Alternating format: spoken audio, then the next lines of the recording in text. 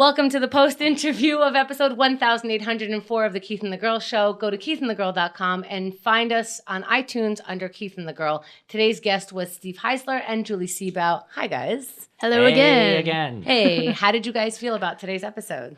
I felt very good about it. Yeah? I think we covered a lot of good ground. I think hopefully we demystified for you the comedy reviewing process, because it sounds like you guys had some thoughts about it and were willing to share them. Well, I could picture an audience listener, a listener thinking, or a comedian or a listener thinking, a critic. They're just listeners. Period. Fuck you. That's true. Mm-hmm. But yeah, I do think you explained yourselves very well. Any part of the show did you feel uncomfortable about? I didn't know. I thought it would actually get a little more personal, but I think we kind of met before and prepped each other. What do you not want to talk about? Right. But nothing. Yeah. Highly recommendable. I thought it was fine. I thought you guys did a good job. Do you get nervous as critics to be on a show like this where now this is an opportunity for people to criticize you? Not really. Yeah. I mean, I like having the opportunity to sort of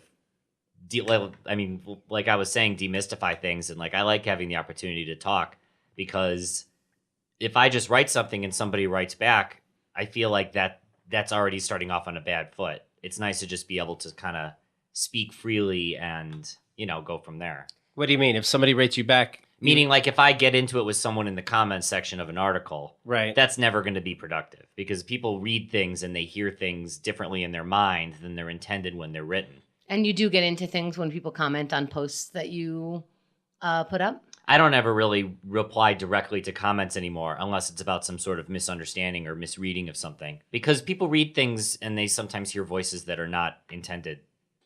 They hear me being harsher than I actually am. You could take positivity. You don't say, don't even talk to the man behind the curtain. Or, oh yeah, whatever. I mean, I want to have discussions with people. Okay. I want to talk to them. And I feel like this just opens the door for more discussions. Also, I feel like you were talking on the show about how if you follow a critic, you are interested in what they have to say, and you sort of the critic has to kind of enamor themselves to you. Right. And this is me trying to enamor myself to America. I pointed to the camera. Camera point.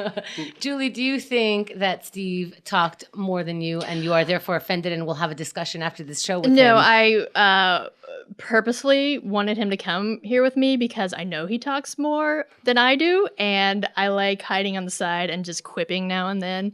And so I gotta be honest, I feel like you talked more than me. Oh, you are so wrong. Wow. See, this is why you can't even... Can I share something? You could never be in a relationship with this guy because he's so delusional.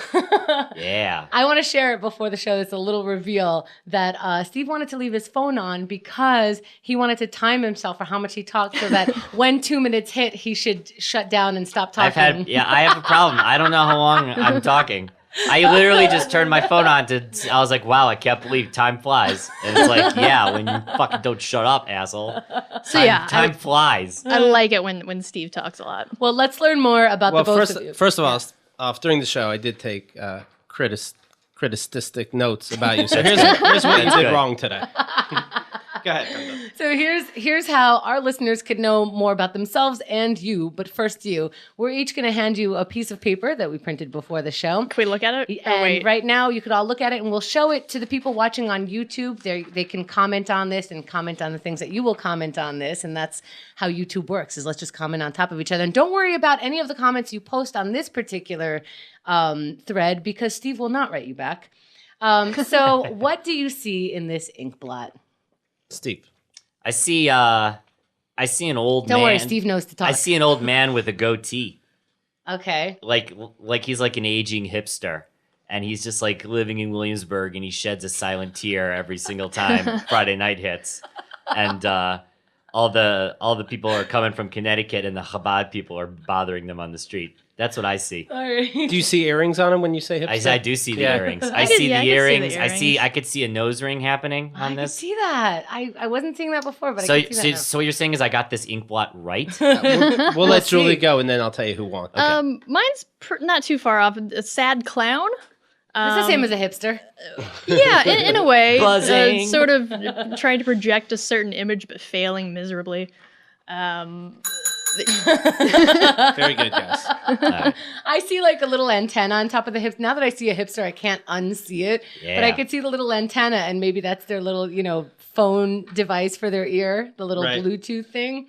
Well, again, you can comment in this thread on YouTube. Please share it. Let people know about it, and let us know what you saw in the ink blot and what you thought about what we saw in it. Thank you for listening. Go to keithandthegirl.com for more. And now the real answer, it's a donkey. KeithAndTheGirl.com.